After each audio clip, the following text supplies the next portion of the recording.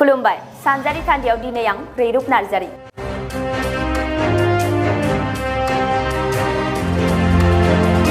खुलुमबाय सिबिनां रायजो राजा नोंथांमोन।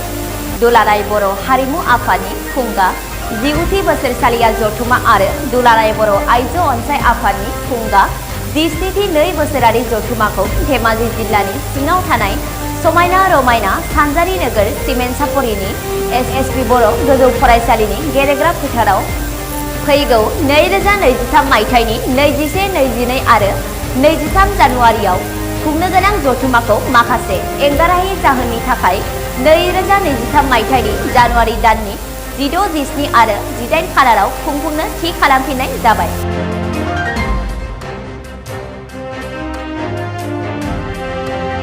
बयबो मिथिगौदि हारिमुआनो हारिनि सिनायथि। बर'नि हारिमुखौ जौगाखांहोनानै बुहुमाव गोसारहोनाय आरो मुंदांखा खालामनायाव नोंथांमोन आरो जों बयहाबो मावनांगौ गिलिर बिबान दङ। जोंनि बर'नि हारिमुखौ फोथांना लाखिनायाव आरो जौगाखांहोनो दुलाराय बर' हारिमु आफादा नांथाब नाजाथाब हाबा मावबोगासिनो दङ।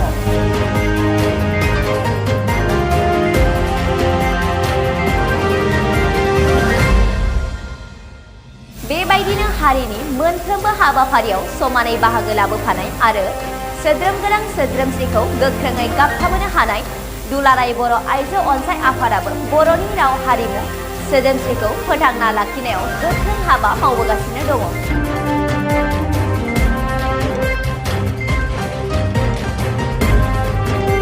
बेनिखायनो गासै रायजो राजा नोंथांमोनखौ खुंफुंजानो गोनां दुलाराय बर' हारिमु आफादनि खुंगा 19थि बोसोरारि जथुमा आरो दुलाराय बर' आइजो अनसाय आफादनि खुंगा 17थि 2 बोसोरारि जथुमायाव बाहागो लाफैनानै हाबाफारिखौ जाफुंसार होनायजों लोगोसे दुलाराय बर' हारिमु आफाद आरो दुलाराय बर' आइजो अनसाय आफादखौ आगानसे दावगानायाव हेफाजाब होफैनो बानजाय आफादनि जानानै गुरै खावलायहरनाय जाबाय। गोजोन्थों।